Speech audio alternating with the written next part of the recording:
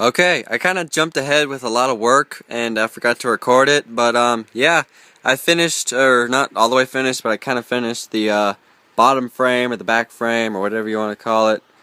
This camera sucks. Can this thing focus? So I welded it on, I finished welding it, welded on these things, and so all of it's on. The motor fits in there perfectly. I purposely made the frame much bigger to fit a much bigger motor. Eventually I will put a much bigger motor on this thing that right now is a 3.5 horsepower. I'm trying to get a 6.5 horsepower motor in here, so hopefully it'll work a lot nicer and go a lot faster or something. Of course, this secondary shaft fits perfectly under the gas tank, and everything's going to work out. The back frame is perfect.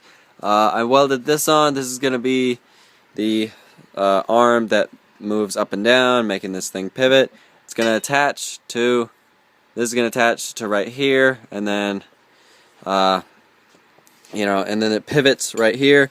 I kind of purposely made it to where it wiggles back and forth a lot. So what I'm going to do is I'm going to take tape or electrical tape or some kind of plastic and put it under there so it's not so rattly and not so metal against metal. So I purposely made it rattle a lot. So yeah, I just got to finish welding that, cut these off, and then make this a shaft, and put a bolt on there, and get these all working. So yeah, it's coming together. The hardest part right now is what I have to do right now is getting this thing to fit this exactly to where just like that. Only on there perfectly. And then I gotta get this thing, pivot it however much I need it to, and make sure this is pivoted, or whatever, and just make sure it's perfect so it doesn't screw up. Make sure it's not funny to ride or anything like that. So yeah, this thing's coming along pretty good.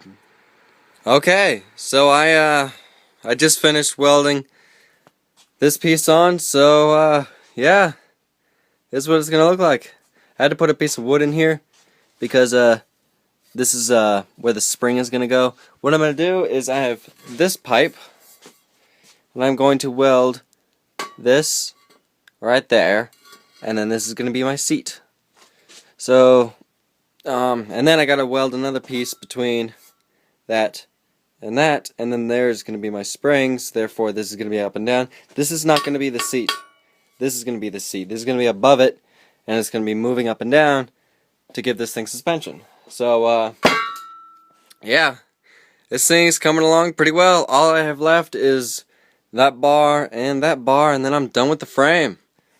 Then next is putting on the motor and putting on the belts and sprockets and chains and every kind of thing to make it run.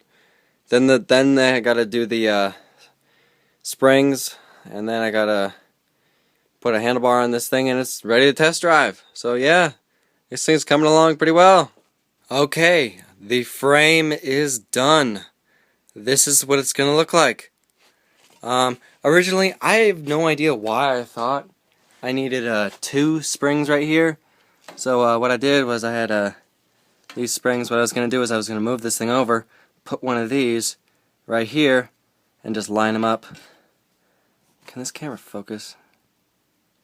I swear I hate this camera. And I was going to put it exactly like that, but for some reason I thought I needed 2 springs, but I don't know why I thought that. It works fine with just one. So, and in case that this is a, I think that's a 750 pound spring. I also have an 850 pound spring that if that's too small, I can just put this one on. That will work perfectly. So yeah, that I haven't welded on the spring yet.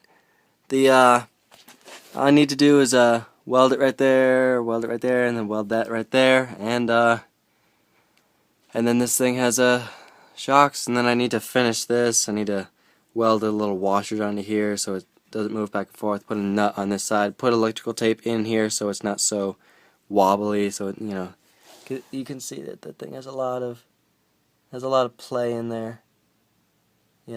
But so yeah. This is not the Eesh. This is not the handlebar that I'm going to use. I'm going to use something a little taller. It's going to go a little higher because the seat, this is going to be the seat. What I have to do left is cut it right here and cut it right here. Don't cut it all the way, and then just cut the top and then bend it up. So it's not not going to be just a flat bar. It's going to like have a little bend up to it. Then cut that little piece off and weld in there so it's not a hole. I don't know what. There's a hole in there, and yeah. So the frame is done. Now once I finish welding that, cut that, get another handlebar, and you know, finish any kind of welding, then put the motor on, then put the secondary shaft on, put the chain, the sprockets, and all that stuff on. Put some brakes on this thing, fix that up, and put a seat. Seat is also very important. You gotta have a seat. And yeah, so this is always the exciting part of building these things from scratch, because now you get to see exactly what it's going to look like and exactly how it's going to perform to your standards. This is what I wanted it. This is what I wanted it to look like, and this is what it looks like now. It doesn't look exactly the same, but hopefully it performs to what I wanted it to perform like. And then I'm gonna paint this thing. I'm gonna paint the frame black, and then everything else off the frame I'm gonna paint like a royal blue, because that was a really cool paint job last bike I painted. So yeah, this thing's looking awesome. It's kind of small though. Kind of bummed about how small I accidentally made it, but hey, it's, you know, less storage space I need for it. And I decided not to grind these welds down. They do look like peanut butter, which I'm kind of embarrassed about. They just really look like peanut butter shit. But these welds right here, they're pretty decent, but the weld right here, that's like peanut butter.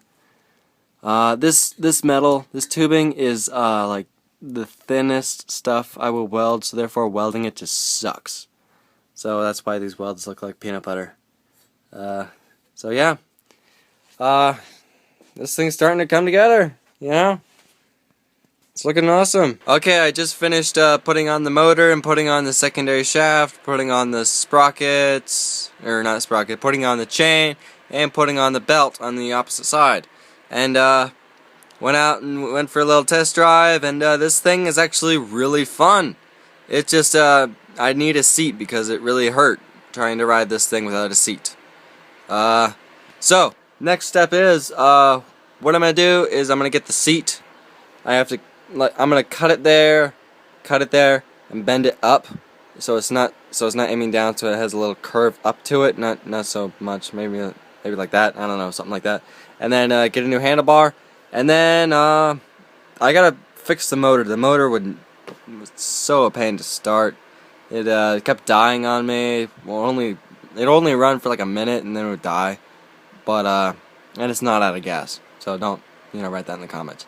So I need to clean out the carburetor, but it runs.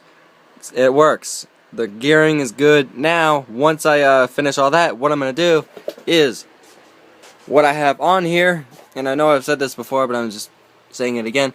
This is a V-belt pulley, centrifugal clutch.